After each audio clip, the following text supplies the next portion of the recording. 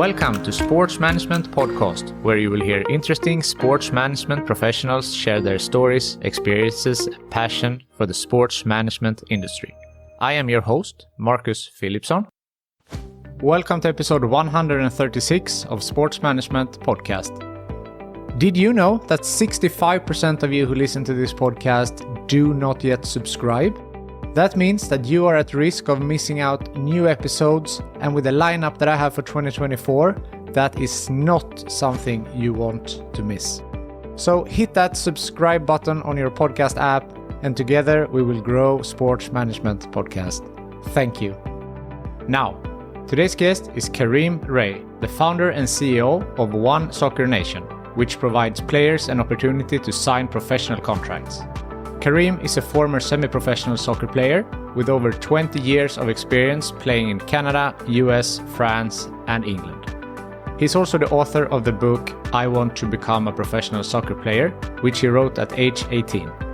He has a great vision for One Soccer Nation, and in this episode we spoke about the possibility to own his own club, founding One Soccer Nation, soccer as a vehicle for change, Kareem's playing career, helping players go pro, the future of One Soccer Nation, and much more.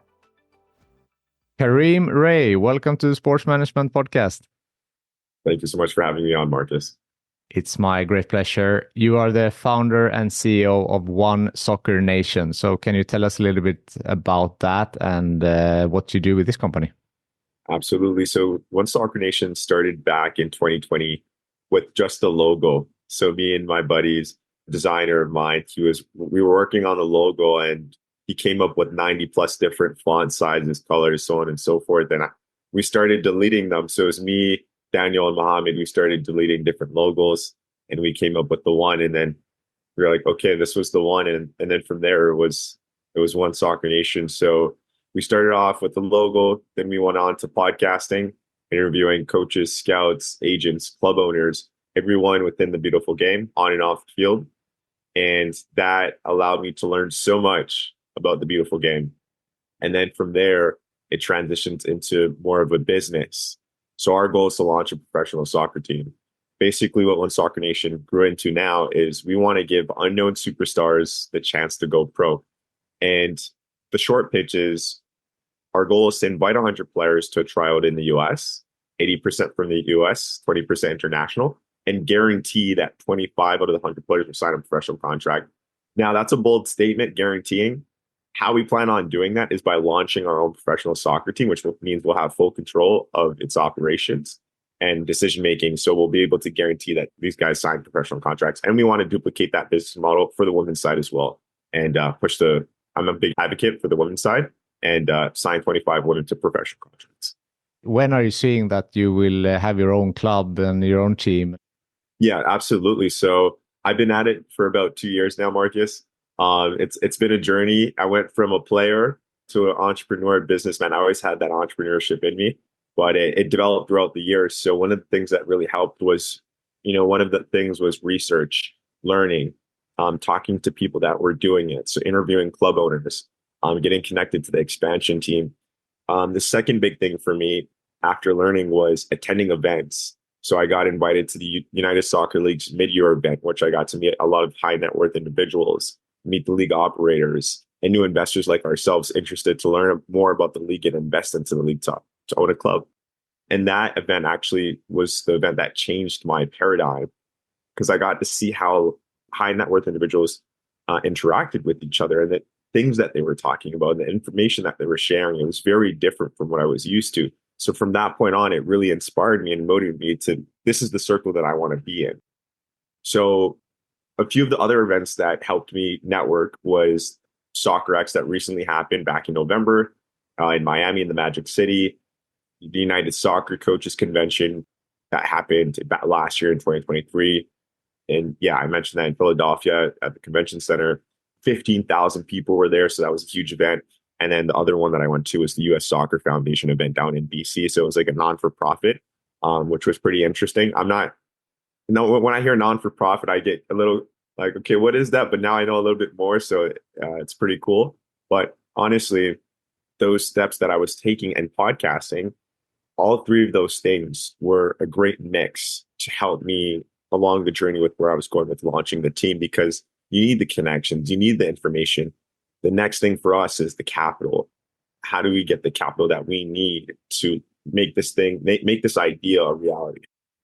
That's super interesting. And I mean, your background is important in this case with the One Soccer Nation because you want to help soccer players go pro, and you were a soccer player yourself who wanted to go pro. So can you tell us a little bit about your background? Absolutely. So started playing at the age of 5, grew up in Canada, played all the way from grassroots to semi-pro per se. 2018, I went to England for 6 weeks on a pilot trip, got picked up by Reading FC, didn't fully go through. Don't even honestly know the reason why. From my understanding, what I was told was that these clubs, if they have a player in the same country that's at the same level, they'll take them over you because it's less time, less money, less documents. Boom. So when I got a taste of England, Reading FC, knowing that Reading FC had an interest in me, gave me the full confidence that, okay, this is actually possible. And coming from a place like Canada, where we didn't have a professional league at the time in 2018, it was like, okay, whoa, I could do this. Not in my backyard. I got to go international. So 2019, another opportunity came through. Shout out Coach Bassam Naim from Canada at AMB Academy. He sent me out to France for 3 months. I was playing with a club called LeMay, a Division 4 semi-pro. And the club was interested in keeping me.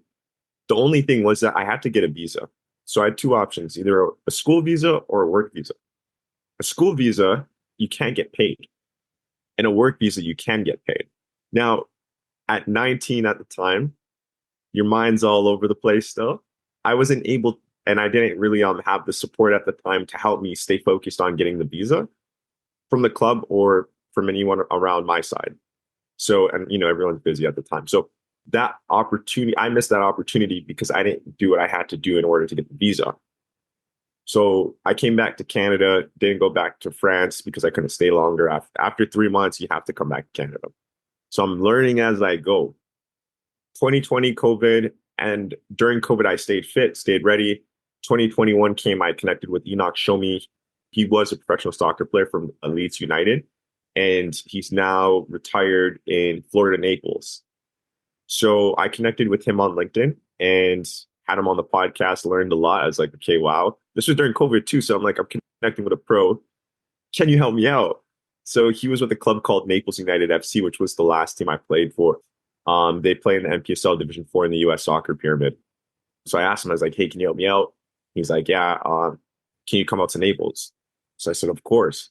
And remember, I was staying fit, prepared for an opportunity to come, which was a hard time to do that. So 2021 came, I got prepared, went down to Florida, Naples, and I was down there for 6 months.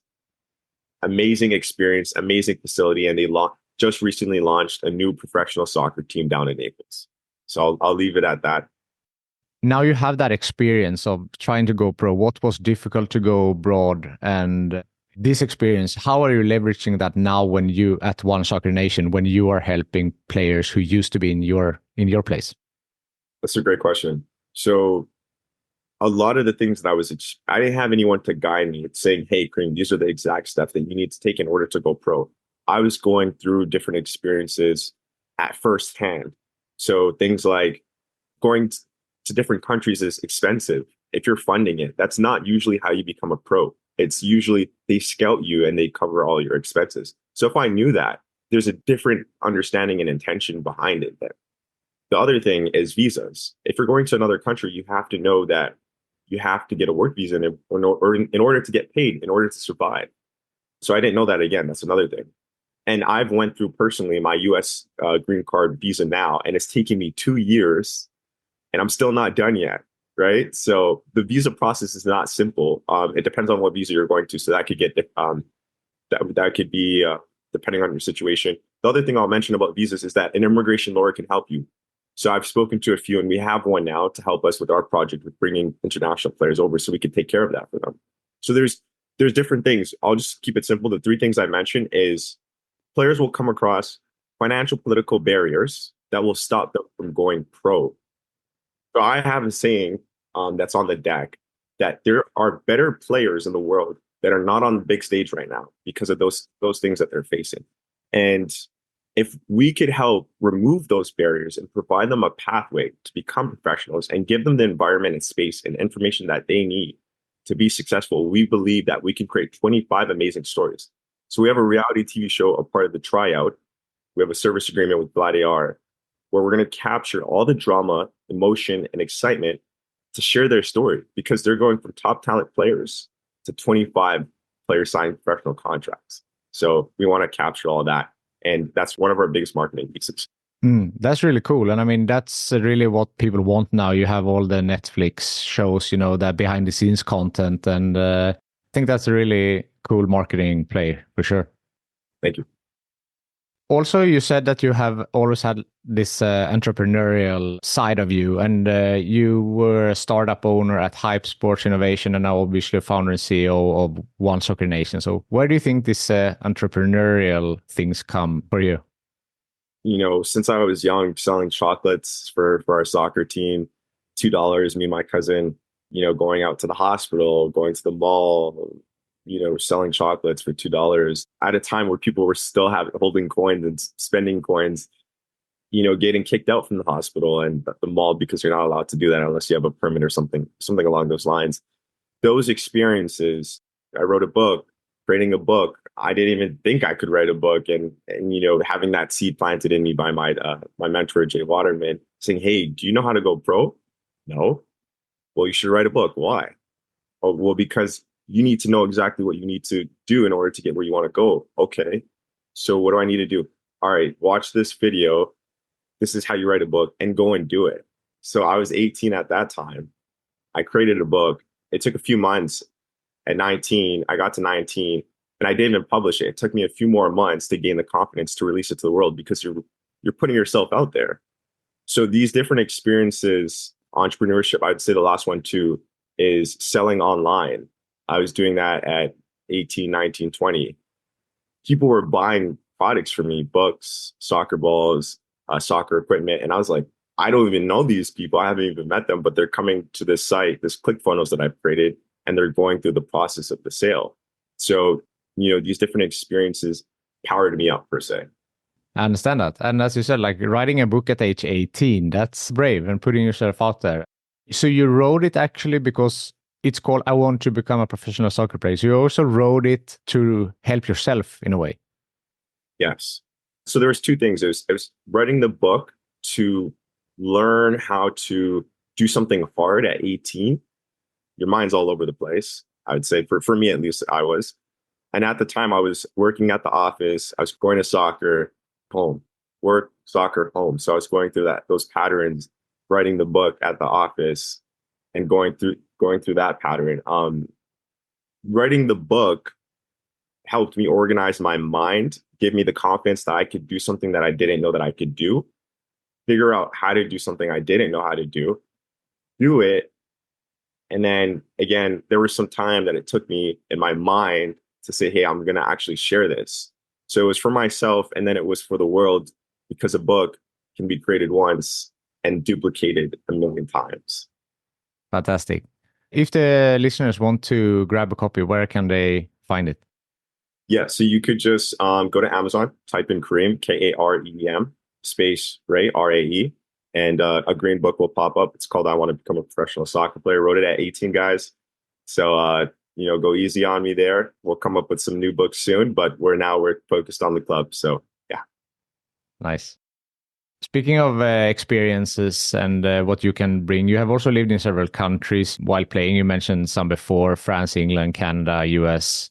What are some learnings you have taken from different countries' cultures that you can now implement in your business?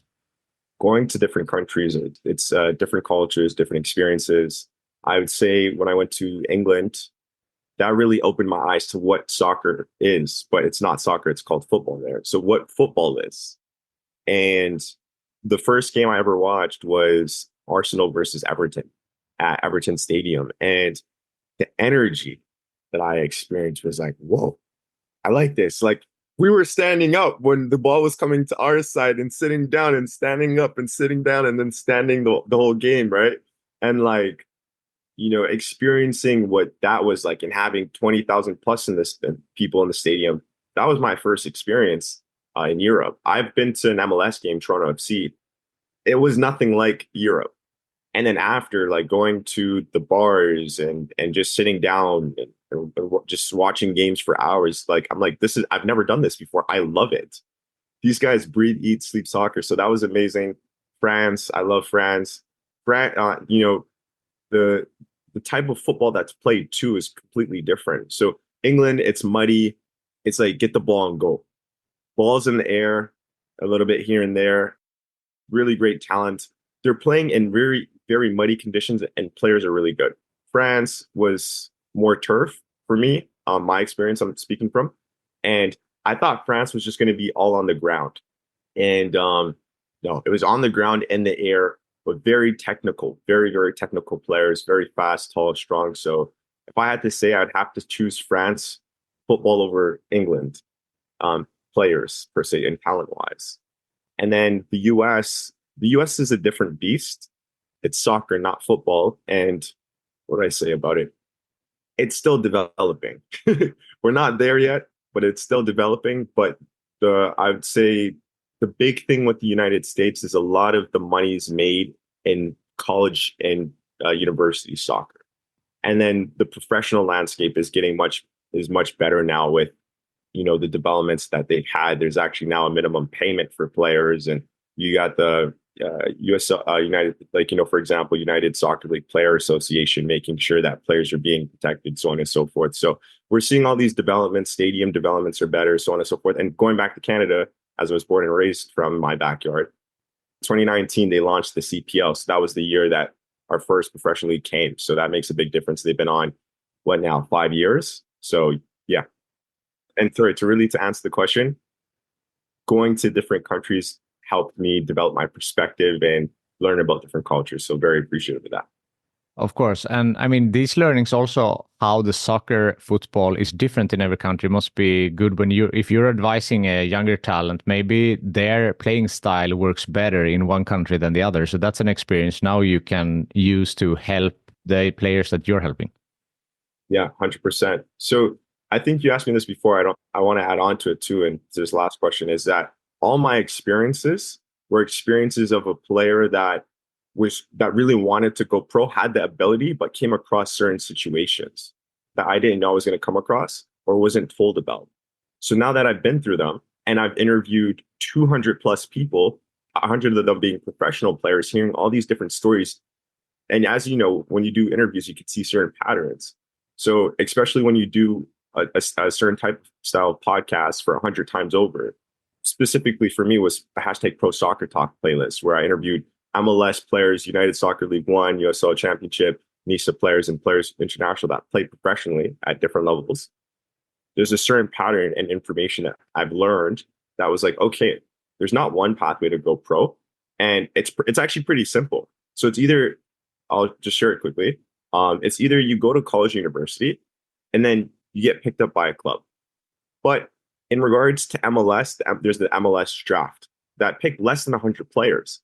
So you have thousands of kids in university, in college, and you're telling me less than 100 players are selected for the MLS draft. So that's one pathway.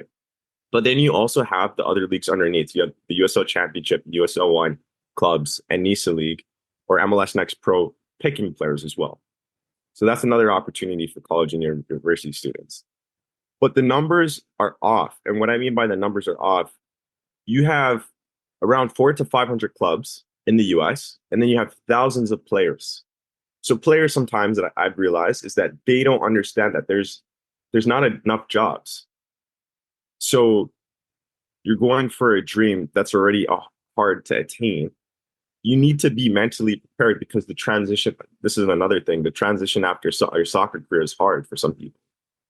I'll leave it at that. That's why I think it's so important for athletes in general to understand what they're going up against, because the effects after playing a sport for 10 plus years and then not having a proper plan of what you're doing after sport can deteriorate a person. Are you implementing the post-career advice, counseling in the One Soccer Nation as well, or is it more focused on the playing career?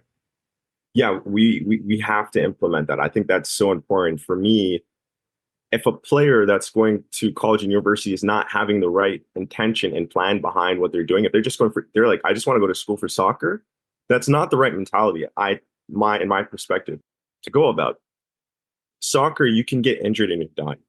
That's for all sports. You have to have a backup plan.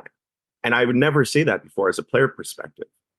But knowing what I know now, if you get injured and you're not able to recover from that, what are you doing next? And if you don't have that in place, you're going to go down the rabbit hole of negativity, of maybe depression or all these negative thoughts of why did this injury happen, or why didn't I go pro, whatever the case may be.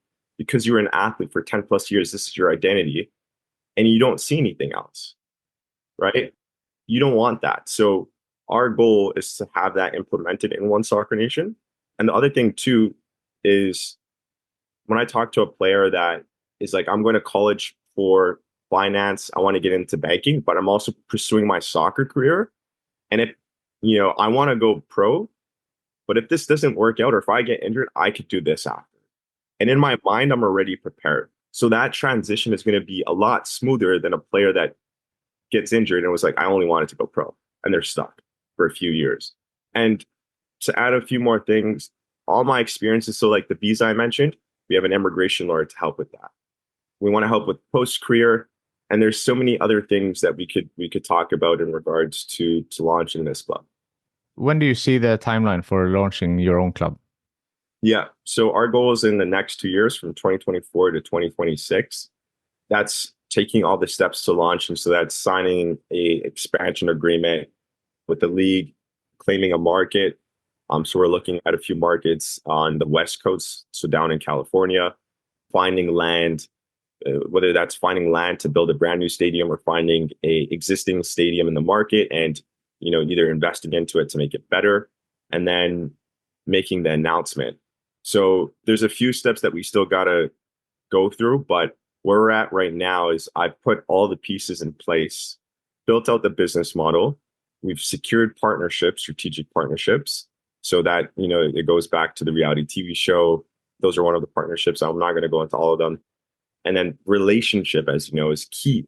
So with the league, I've been building that up for 2 years with USL and NISA. And then I've recently got connected to MLS Next Pro. So we've been connected with the expansion team for a few months now. So we're at a place, Marcus, where we need to raise capital and then go back to which league we select and say, hey, we're ready to invest into your league and launch a pro club. So that's where we're at right now, is raising capital, which it's taken about a year to get to. So we're now having a lot of conversations, investors investing into this project. So we're at a point now where there's a lot of excitement, a lot of conversation about One Soccer Nation and what we're going to be doing in the next 2 years. Definitely. That's super exciting. So how does it work when you start the club? Like you mentioned NISA, MLS, you mentioned being an expansion team, but can you go into, if you get an agreement to any league, or do you have to start somewhere and then work yourself up? How does that work? Yeah, so there's many ways to start a club. There's two ways I see. One way is you either start from grassroots, build up, or you start from the top of the pyramid and build down. So for us, I'm not going to be biased to any league. So you select one league, depending on the league that you select. For example, I'll use USL. There is an expansion fee. And then after the expansion fee, the other expenses are related to the club. So the expansion fee is just to enter into the league that you're going into. And then all your other expenses are going to be an investment into the club that you're launching. Well, it's all an investment. Stadiums can cost anywhere between $10 to $100 million, depending on how big the project is. And for USL 1 specifically, you're looking at building a 5,000 plus seated stadium. The cool thing that investors are doing now within the soccer space is not just depending on soccer revenues, so launching a soccer team. They're also building other real estate projects around the stadium. So they're using soccer as the anchor and doing mixed use development projects. So you could have a soccer stadium, build condos around it, business offices, hotels, retail, you got parking lots, you got roads. So there's these different real estate projects that you could attach to the stadium that you're building. Now, with the project that you're working on, you have to get the city and government behind you. And there are, depending on how big the project is and how long you want it, how long it's going to take, and so on and so forth, there are different type of financial tools that you could use to raise the funds. So again, my background, I'm a soccer guy at first. I have an accounting background as well, and then entrepreneurship, so on and so forth. So learning this has taken 2 years to learn, and connecting with all these different people in the space. Knowing everything that I know now, it's so cool on how it comes together, because before my mind was just, I was just on the field, but now I understand everything that goes around the field. Now you're more on the business side. You used to be a player, and now you're moved on to the business side. That's super exciting. I can't wait to see how this plays out, and I will follow this super closely. You mentioned before the podcast. I don't know if you mentioned the name. It's called the One Soccer Nation podcast, and you mentioned 200 plus people that you have talked to from different leagues. So, how much have you learned through having the podcast, and how much do you think that that can be a tool for teaching players and people who wants to learn more about soccer? Yeah, I've learned a ton from podcasting. And the cool thing about it too, not only are you going to learn, you're going to network. If you really work it, you're going to connect with a lot of people. So if it wasn't for the podcast, I wouldn't have connected with 250 plus people. And with the technology that we have, Zoom, you can connect with anyone around the world at any time. So honestly, I would say that if you could use it as a tool that will benefit you, use it. Yeah, for sure. Has there been any bumps on the road in your career? And if so, how have you overcome them? Yeah, many bumps. Somebody that I've had on the podcast that's close to Sweden, that's now in the US, Marcus Wufferson. And something that he said in the interview that I love. If you love something, I'm going to quote him here. If you love something, there's always going to be ups and downs. And it's up to you to choose to stick through it. That's all it is. It's going to happen. It's life. Stick in it, and you'll make it to the end. And I'll just share a little bit about that. What he was talking about was he started a club during COVID. So I was like, why did you start the club during COVID? He's like, because I believed in it.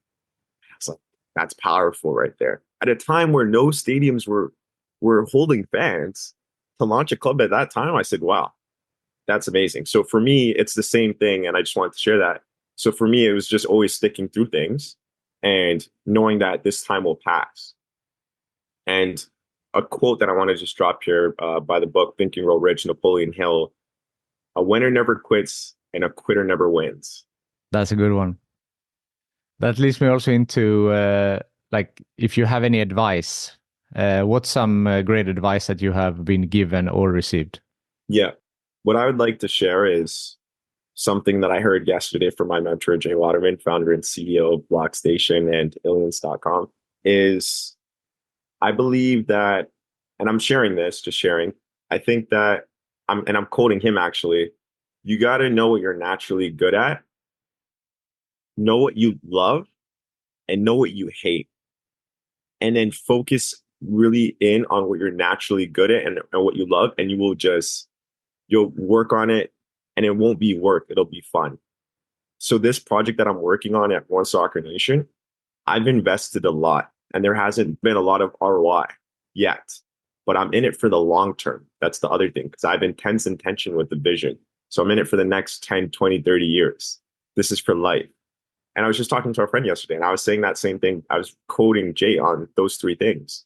So I think if somebody could stay in a line with that, figure that out, and once they figure that out, really double down on what they want to do, magical things will happen. Or another word I'll use, miracle.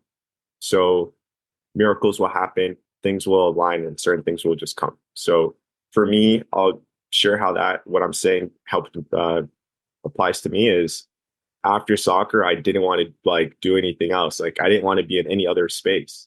Soccer is a language. And I know for me, I always wanted to stay in the game. I didn't know how that was going to be possible after playing. But there's so many other things within the beautiful game that you could do. You can do coaching, scouting, agent, analyst, assistant coach, start a club, And there's different ways you could help people in the game. And again, at the time, I didn't know I was going to be able to do that. But now doing it, it's just like, it's amazing because I don't have to learn something new. It's something I've been doing for 2 decades now. So I love it. I love the beautiful game. It brings people together. It brought us together. And I'm so appreciative, Marcus, for you taking the time to have me on.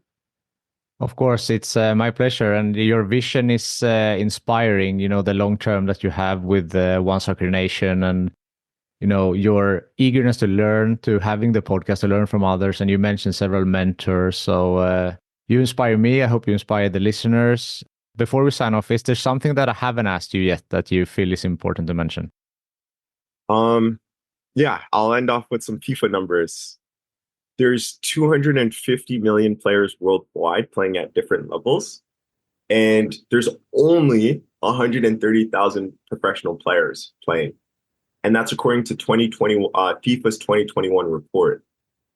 So, which is 2 years ago, but still, that's not even 1%. That's not even 0.001%. So, what we're doing, I'm so excited about it because it's an opportunity to change people's lives. I probably should have mentioned this early on. Change lives, change generations, and again, provide a platform that I didn't have and build it from a player's perspective. So I'm super passionate, very obsessed with this project and soccer. I'm pretty sure you could tell through everything we're talking about, but I'm super excited about this project, and we're working day in, day out, 9 to 9. So we're going to do it. We're going to bring it to life. I'm sure you will, and I will be following closely for sure. The last question that I ask everyone is, who from your network do you think would be a good guest on this podcast? Yeah, I think it would be really good I'll make an introduction to Marcus Wefferson. He owns Sarasota Paradise, which is a USL 2 club. They've had a lot of success. I think they've had 2,000 plus fans come to their games. So that's really good for a USL 2 club. That's semi-pro. And then he's Sweden. So I think you guys will head it off and he'll share some cool stuff.